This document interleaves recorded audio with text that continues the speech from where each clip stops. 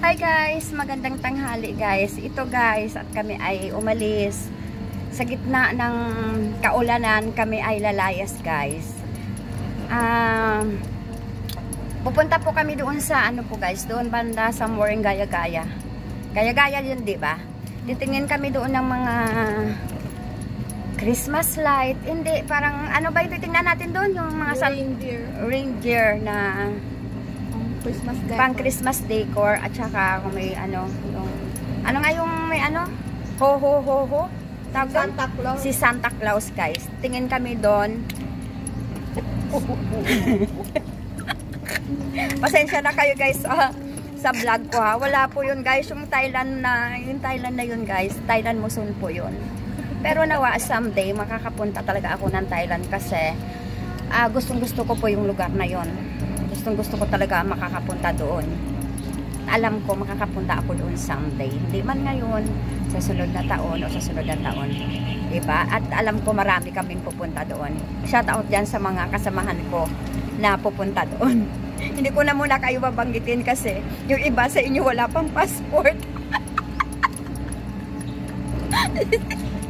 Kumuha muna kayo ng passport bago tayo magpunta doon para sure talaga.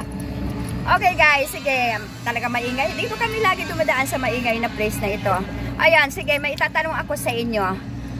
Anong favorite yung place dito sa Philippines na gustong-gusto nyo mapuntahan? Ako muna. Ako gusto ko Bohol.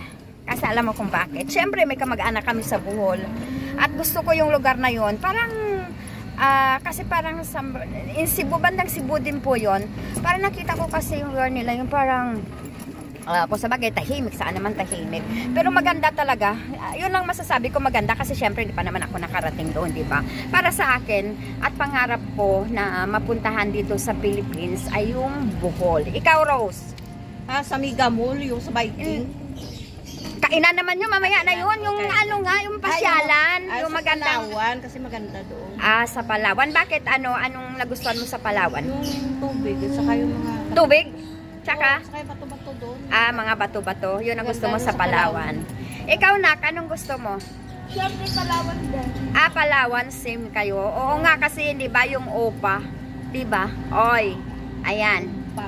Ongpam. Ongpam. Ano yun? Ongpam. Ompam. Ongpam. Ongpan. Ong family. Ong family.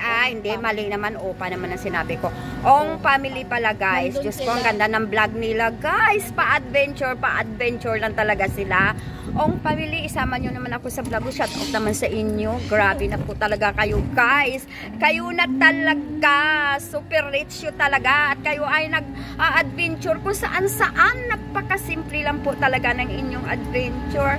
Kaya ngayon idulo ko na kayo Ong family. Sana po masama nyo naman ako dyan one time. Chinese yun, diba? Okay. Sige na magpupunta. May lahi. May lahi pala silang Chinese. At saka, grabe 7 million na po yung followers nila. At saka, ang laki nila kumita. O, hindi na po kami makakakyat. Baba tayo, baba. Hindi po kami makakakyat. Pasensya na po kayo sa vlog ko guys ha. Parang mahaba na po data guys. Paunahin mo na muna yun sa dati.